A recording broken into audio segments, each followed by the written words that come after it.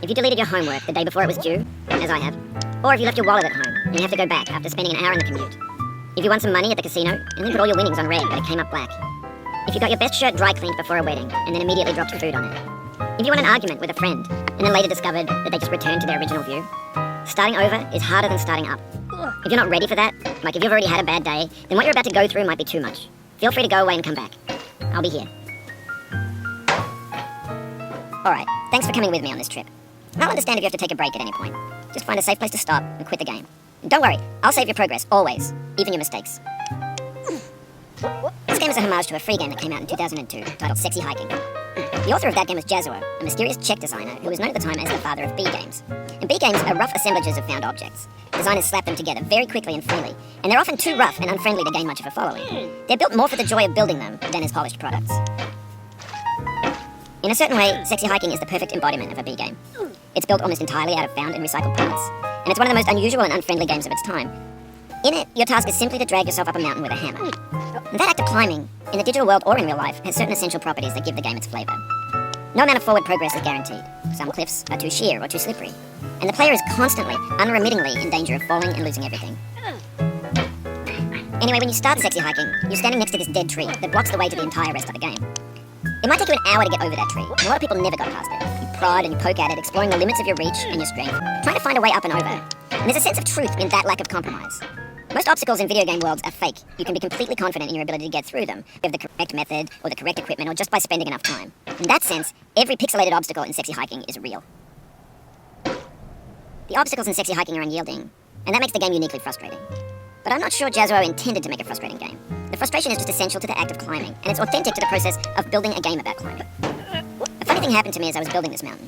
I'd have an idea for a new obstacle, and I'd build it, test it, and it would usually turn out to be unreasonably hard. But I couldn't bring myself to make it easier.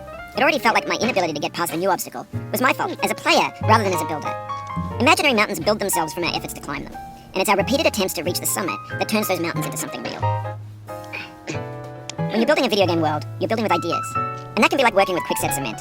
You mold your ideas into a certain shape that can be played with, and in the process of playing with them, they begin to harden and set until they're immutable, like rock. And at that point, you can't change the world, not without breaking it into pieces and starting fresh with new ideas. For years now, people have been predicting that games would soon be made out of prefabricated objects, bought in a store and assembled into a world. And for the most part, that hasn't happened, because the objects in the stores are trash. I don't mean they look bad or that they're badly made, although a lot of them are. I mean they're trash in the way that food becomes trash as soon as you put it in the sink. Things are made to be consumed and used in a certain context, and once the moment is gone, they transform into garbage. In the context of technology, those moments pass by in seconds.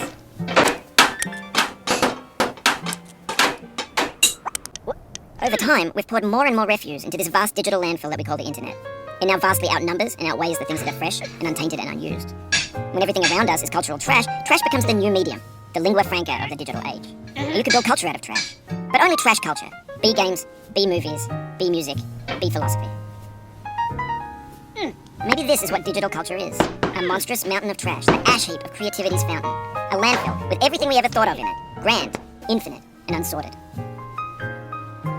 There's 3D models of breakfast, Gen X's fanfic novels, Scan magazines, green screen Shia LaBeouf, banned stuff scenes on LiveLeak. Facebook's got lifelike bots with unbranded adverts and candid shots of Kanye and Taylor Swift mashups, car crash epic failed GIFs, Russian dashcam vids, discussions of McRibs, discarded, forgotten, unrecycled, muddled, rotten, untitled.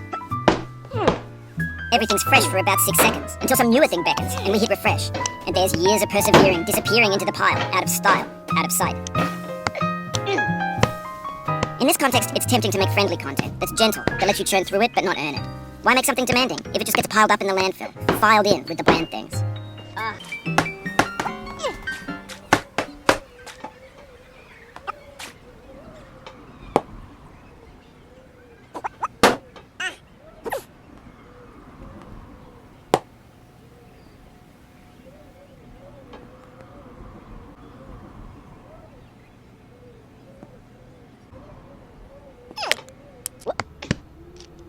Oh, you just lost a lot of progress. That's a deep frustration. A real frustration.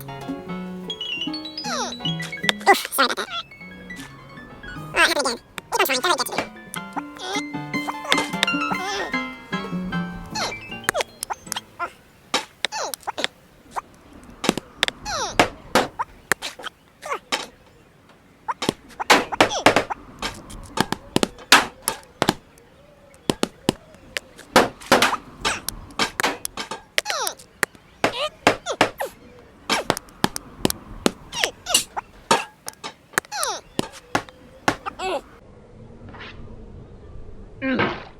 This thing that we call failure is not the falling down, but the staying down.